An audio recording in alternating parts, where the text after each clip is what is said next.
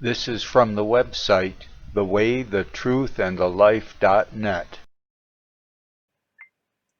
This is December 13th, 2020. I'm in my Russian home, and I have the joy of a video I made back in 2004 in my Kenmore home. And the reason that's so much I want to share with you that joy and the joy that I'm still alive. Last year, December, I'd lost 40 pounds and went to the Veterans Clinic in Cape Coral, Florida, and they put me in an ambulance and sent me to St. Petersburg, Florida Veterans Hospital, where I was diagnosed with bile duct cancer and told that it was basically not operational and that I had about a year to live. Then I was told to come back. They were going to put a temporary plastic stent in my liver bile duct. I had liver bile duct cancer. So they put that in and had me come back in a few weeks for to put in a permanent metal stent. That's to allow the fluid from the pancreas down to be digested. And it was amazing because they didn't need to do any surgery. They could go right down through my throat, in my stomach, and up through the bile duct and put that stent in. Unfortunately, when I had to go back, that's about 150, 200-mile drive. They my friend John Perrick was there. He took me. I wouldn't be able to drive afterwards, but then I didn't have a car. I haven't had a car since 2010, I guess. At any rate, my friend took me up and they did the procedure and let me go once I had come out of the whatever, to put you to sleep, you know. But I was told I'd have about a year. Well, it would be 2 weeks from now would be the end of that year. I want to let you know I'm still doing quite good. I'm enjoying walking for about a mile walk twice a day with my wife, Olga. And before we show the video from 2004 and the joy in our Kenmore home, we'll show you a little video from yesterday with our friends, the pigeons, where you have to be careful you don't step on them. You'll see what I mean.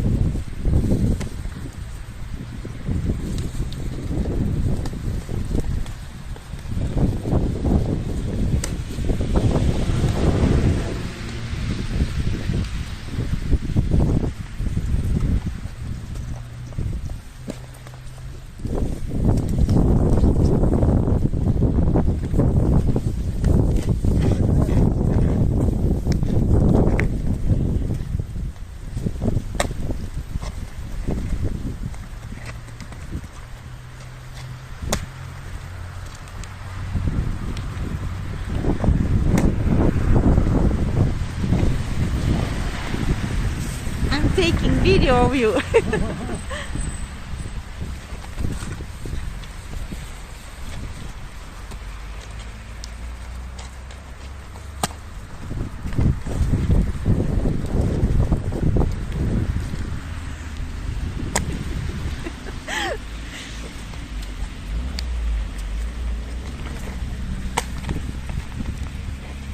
got the stuff on.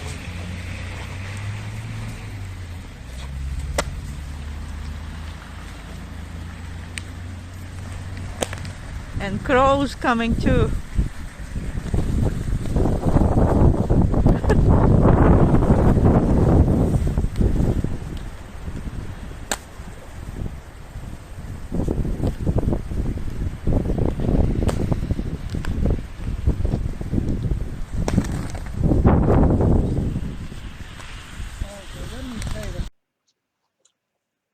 Looks pretty good for now. I'm surprised. And I wanted to share the joy of what having had that home in Kenmore and rebuilding it. My first wife took my home and children when they were 6, 7, and 8 in the early 1970s, and I was teaching. Fortunately, I was teaching by investigation, and the joy of the children discovering. I taught physics, not by lecture, but by experimental investigation. The students doing the investigation, and I'd help them and make sure the materials were there and grade their analysis and results. At any rate, my first wife died when my children were 21, 22, 23. I got the house back, half of it, because their mother had died. I think it was 1987. But they got half of it. So I bought their half out and rebuilt it. I was teaching a course for bad boys that were being helped with a course called Math for the Building Trades. And when I say bad boys, these were boys who had been removed from school for disciplinary reasons in other areas, and they came to Sweet Home where I taught physics and had a degree in mathematical physics, so I could teach math also. At any rate, so my first wife died and left me this house that needed rebuilt. And I rebuilt it so I could have something with my kids, like family get together for Easter, Thanksgiving, and Christmas. And I learned how to roast a turkey and make a nice meal, and bought a nice furniture setup that I could have that. And things happen, tragedy.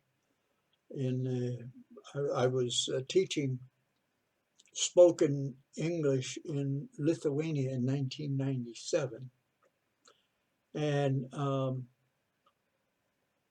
teaching in Belarus in 1999. And there was a problem between a daughter-in-law and son-in-law that destroyed the coming together of my family, and I was so broken. That was in 97 when I came back from Lithuania. I knew something was wrong. We discovered that, but I was heartbroken by the time we discovered it in 98, investigating what was going on, and yes, there was something. At any rate, there had been an adulterous relationship between son-in-law and daughter-in-law, and I was so broken. My heart was open there in 99, like you shouldn't be alone with all that pain. And I went online to find a mate, and with Christian and yahoo.com, there was a mating thing at the internet. And I hear with all these nice, most of them evangelical or something, it turns out they were, God give me this, God give me that, and that religious for what they could get. And I was heartbreaking with that. I ended up meeting Olga, a lady from Russia that was from a home church background. And I went to visit her in the spring of 2000. I had first gone to Paraguay. My friend Alexis Trocha was terminally ill with liver cancer. And I visited him, and I came back, and I went to Russia to visit Olga, and we decided we'd get married. I went back to Russia the summer of 2000, and we were married and come home to take care of my mom. She was had fallen and broken her hip. At any rate, we got her out and of the nursing home and took care of her. But in 2004, we were in my Kenmore, New York home, and that's what I want to share with you: the joy of, and you see the joy of fellowship. So much to be thankful for. It made all that work. I had to rebuild the home, and I used these boys that were under correction for their bad behavior, but many of them, I was teaching them math for the building trades. And I hired some of them to help me tear down the old stuff. But I rebuilt the walls, the sewer, the water line, the electric. I had an uncle up in Niagara County who was an electrician, and he helped me. He had retired. So that then did and redid the plumbing, everything. Put in new stairs on the back, and put in a back porch. Took down one petition, and really made the bedrooms nice. Everything. Well, here is a picture of having some in 2004. The joy of having a group of my home church friends there. I'd share that with you now. I'm standing, Olga's taking the picture. This three here are children from the Burwalt family. Two of them with their spouses, and the third one with the son and daughter-in-law. The eldest Burwalt child, Evelyn, was my mother's lifelong best friend. Both my mother and Evelyn were long gone by this time. But just such a joy to get together and then enjoy the song we had. Oh, let me add here, when my mother was a child in Pennsylvania, they had home church meeting in her home, and the Burwalt family was one of the families that joined them every Sunday. And Evelyn and my mother were lifelong friends.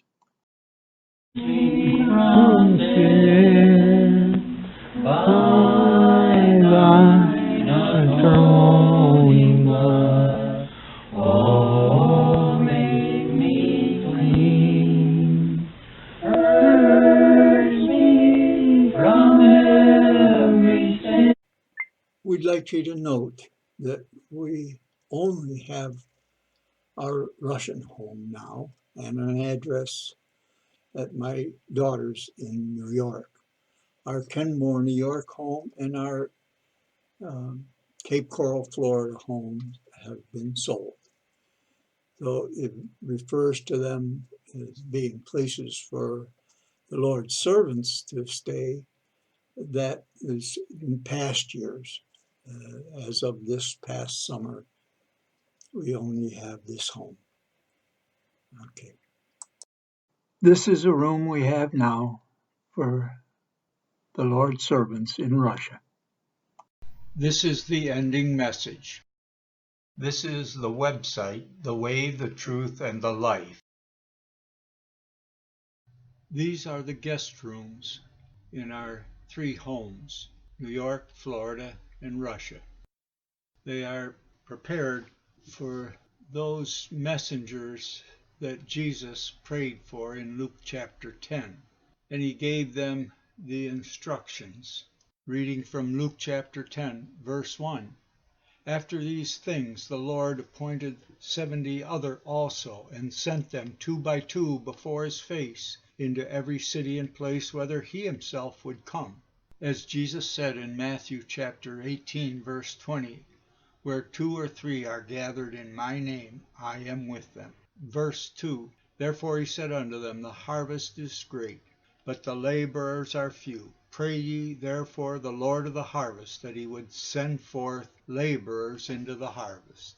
This is Jesus praying for more servants and asking us to do the same. Verse 3, go your ways. Behold, I send you forth as lambs among wolves. Verse 4, carry neither purse nor scrip, nor shoes, and salute no man on the way. Verse 5, and into whatsoever house ye enter, first say, peace be to this house. Verse 6, and if the Son of Peace be there, your peace shall rest upon it. If not, it shall return unto you again. Verse 7, and in the same house remain, eating and drinking such things as they give, for the laborer is worthy of his hire. Go not from house to house. Verse 8, and into whatsoever city ye enter, and they receive you, eat such things as they set before you. Verse 9, and heal the sick that are therein, and say to them, the kingdom of God has come nigh unto you. Verse 10, but into whatsoever city ye enter, and they receive you not, go your way out into the streets of the same, and say, verse 11, even the very dust of your city, which cleaves on us, we wipe off against you. Notwithstanding, be ye sure of this, that the kingdom of God has come nigh unto you. Verse 12, but I say unto you, it shall be more tolerable in that day for Sodom than for that city. In closing, remember Matthew 18, verse 20, where Jesus said, for where 2 or 3 are gathered together in my name, there I am in the midst of them.